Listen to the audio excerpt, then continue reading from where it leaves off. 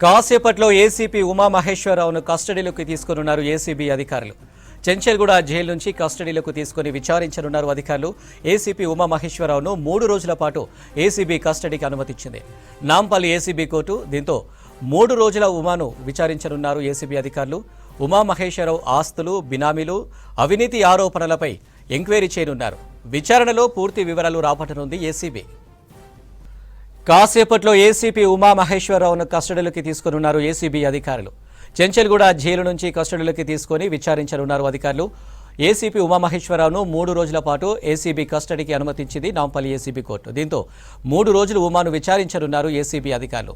ఉమామహేశ్వరరావు ఆస్తులు, బినామీలు, అవినీతి ఆరోపణలపై ఎంక్వైరీ చేయనున్నారు.